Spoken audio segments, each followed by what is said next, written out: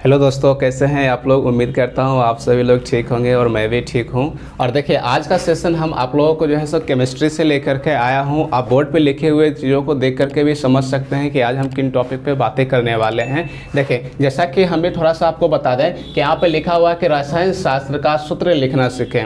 बहुत बार क्या होता है ना कि जब भी हम लोग रसायन शास्त्र पढ़ना शुरू करते हैं तो उस वक्त जो है सो हमें फॉर्मूला याद नहीं होता है या फिर फॉर्मूला लिखने का तरीका नहीं जानते, जिसके कारण हमें केमिस्ट्री पढ़ने में बहुत बोरिंग महसूस होता है। आप लोग भी ऐसा जो फील होता होगा। तो आज हम आपकी ये समस्या को जड़ से ही समाप्त कर देने वाले हैं। फॉर्मूला को याद करना और इसको कैसे लिखा जा सके, उस समस्या को आज हम जड़ से ही समाप्त कर देने वाले हैं। देखिए, इसके लिए आपको दो चीज़ों का ध्यान में रखना होगा। यहाँ पर देखिए हमने क्या लिखा है कि एक है धन मूलक और दूसरा है ऋण मूलक। मूलक जो होती है ना, वो दो प्रकार का, धन मूलक और ऋण मूलक। कोई भी फॉर्मूला, जैसे कि हम मान लेते हैं नमक का फॉर्मूला लिख रहे हैं तो NaCl अगर लिख रहे हैं तो इसमें दो प्रकार के मूलक, दो मूलकों को मिलने से ही जो है सो फॉर्मूला, यौगिकों का फॉर्मूला बनता है। पहला जो होता है उस पर धन मूलक होता है, मतलब इसका प्लस का सिंबल होता है, और दूसरे पर जो होता है वो ऋण मूलक होता है, मतलब इस पर माइनस का चिन्ह होता है।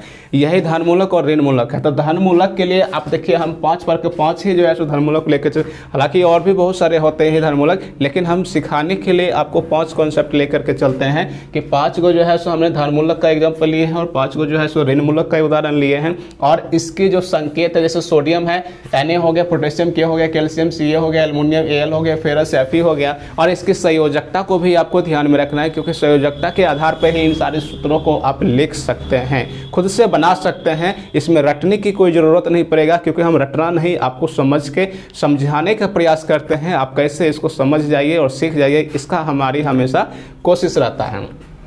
तो इसका देखिए सोडियम की संयोजकता कितनी, हालांकि संयोजकता जब हम पीरियोडिक टेबल बताएंगे उस वक्त हम इसको और भी डिटेल में क्लियर कर लेंगे कि संयोजकता कैसे निकाला जाता है। संयोजकता को भी रटने की जरूरत नहीं होता, इसको भी फाइंड आउट किया जाता है।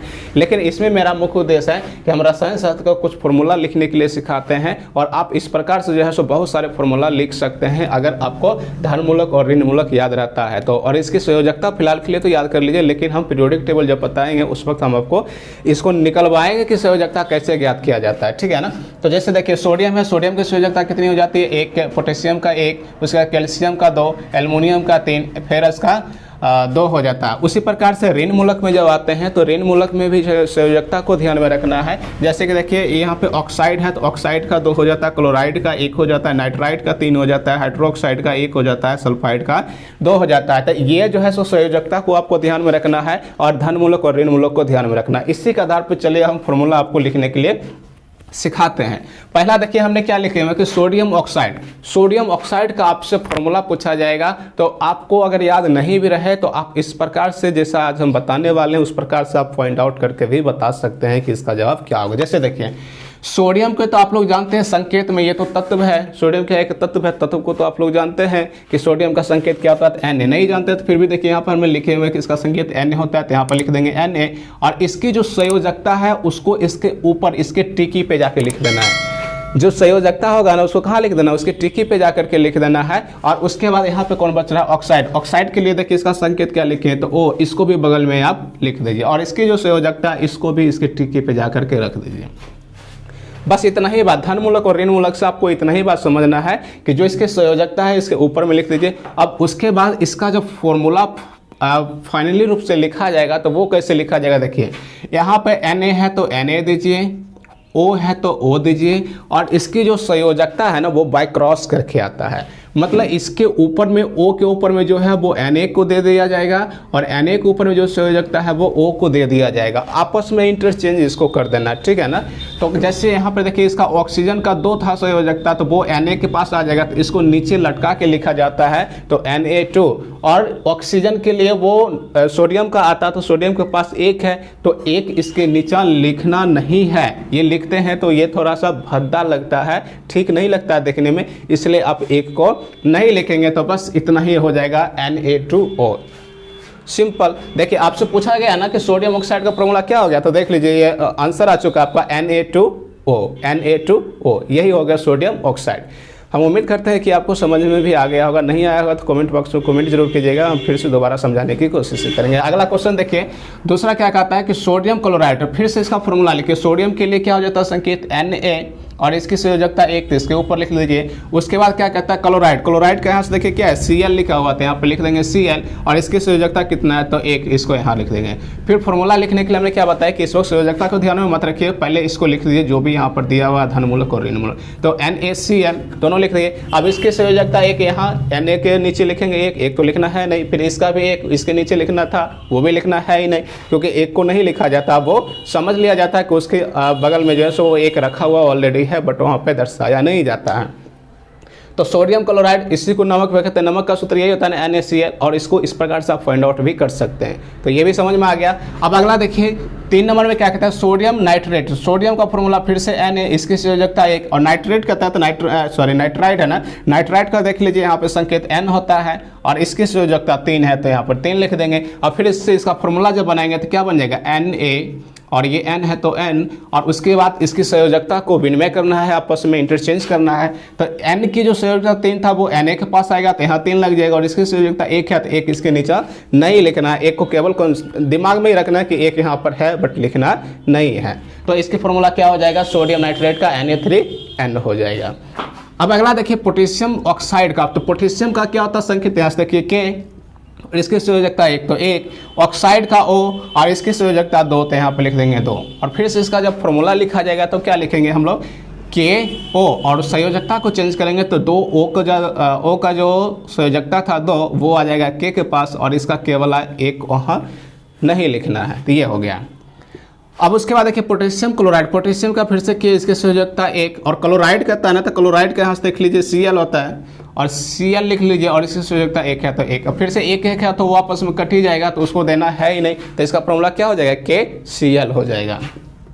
इसी प्रकार से देखिए कैल्शियम, तो कैल्शियम के लिए C है और इसकी देख लीजिए संयोजकता 2 है तो 2, और उसके बाद क्या कहता है हाइड्रोक्साइड, तो हाइड्रोक्साइड का देख लीजिए यहाँ पे क्या लिखा हुआ संकेत OH, तो लिखेंगे OH, और इसकी संयोजकता 1 है तो 1 लिख देंगे। उसके बाद इसको फॉर्मूला को दर्शाइए, क्या करेंगे Ca और OH है तो पहले इसको लिख दिए। उसके बाद संयोजकता को जब चेंज करेंगे तो 1 इसका OH का जो था वो Ca के पास आएगा, तो 1 लिखना नहीं है, लेकिन Ca का जो संयोजकता 2 है वो OH के पास जाएगा, तो OH को 2 तो लिखेंगे, लेकिन ध्यान में ये रखना है आपको कि यह दोनों जो यहाँ पर लिखा गया है ना OH, वो दोनों बड़े अक्षर में है, तो जब बड़े अक्षर में रहता है तो उसको अलग अलग माना जाता है, और जब ये अलग अलग रहेगा तो दोनों को घेर करके उसके बाद नीचे 2 देना है। तो इसका फॉर्मूला क्या लिखाएगा CaOH का होल 2, CaOH का होल 2। आपसे क्वेश्चन पूछा जाएगा कैल्शियम हाइड्रोक्साइड का सूत्र क्या होता है, तो क्या बोलेंगे CaOH का होल 2 होता है। चलिए अगला क्वेश्चन देखिए, कैल्शियम सल्फाइड का है, तो कैल्शियम के Ca हो जाएगा, इसकी संयोजकता 2,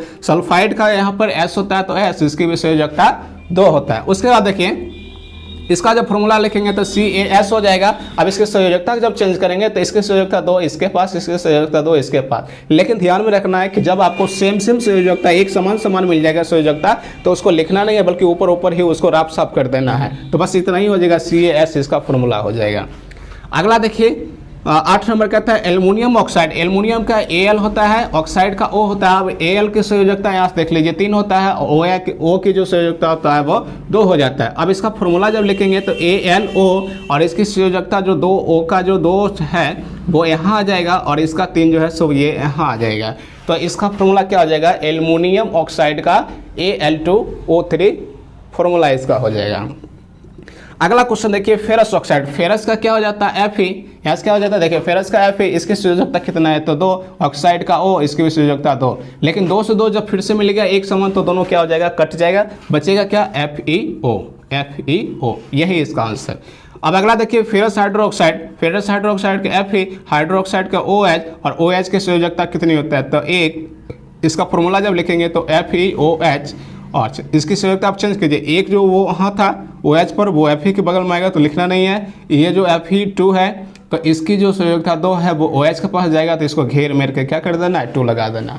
तो इस प्रकार से हमने जो है सो 10 फॉर्मूले को लेकर के इसके जो है सो फॉर्मूला लिखने के लिए सिखाया है। ये केवल 10 ही नहीं बल्कि इसको आप जितना चाहें उतना बना सकते हैं। कैसे बना सकते हैं जरा देखिए, इसको थोड़ा सा हम कॉन्सेप्ट आपको देने की प्रयास करते हैं। जैसे हमने पहले क्या उठाया, सोडियम। तो सोडियम के साथ आप कंपेयर जब कीजिएगा तो सोडियम को ऑक्साइड के साथ कीजिएगा, सोडियम को क्लोराइड के साथ कीजिए, सोडियम को नाइट्राइड के साथ कीजिए, सोडियम को हाइड्रोक्साइड के साथ कीजिए, सोडियम को सल्फाइड के साथ कीजिए। तो यहाँ पे क्या हो गया, ये पांचों के साथ रिएक्शन करेगा तो पांचों, तो इसी का फॉर्मूला हो गया। फिर अगला क्या कीजिएगा, सोडियम पोटेशियम को उठाया तो potassium oxide, potassium chloride, potassium nitride, potassium hydroxide, potassium sulphide, फिर से 5 हो गया। तो इस प्रकार से 5 इसका 25 ये जो आपको हमने तत्व का जो यहाँ पे बताए गए हैं धन मूलक और ऋण मूलक, ये 55 को जो बताए गए हैं, तो इससे आप 25 फॉर्मूला बना सकते हैं। लेकिन इसका और भी धन मूलक और ऋण मूलक होता है, उसके आधार पर आप इसको बहुत सारे फॉर्मूलों को इन कॉन्सेप्ट के आधार पर बना सकते हैं। समझ गए ना। हम उम्मीद करते हैं कि यहाँ तक हमारी वीडियो आपको पसंद आया होगा। अगर पसंद आया हो तो हमारी वीडियो को लाइक कर लीजिए, हमारे चैनल पे नए हैं तो सब्सक्राइब कर लीजिए, क्योंकि इस प्रकार का जो है सो हम पर डे के हिसाब से जो है सो day by day video upload करते रहते हैं, और हर एग्जाम में जो है सो इस प्रकार का क्वेश्चन आपको देखने को मिलेगा। अगर आप चाहते हैं कि आपकी पढ़ाई अच्छी तरह से हो तो हमारे चैनल को सब्सक्राइब कर लीजिए, आपको बहुत बेनिफिट होने वाला है इस चैनल के माध्यम से। चलिए, यहाँ तक हमारी वीडियो को देखने के लिए आप लोगों का बहुत बहुत धन्यवाद।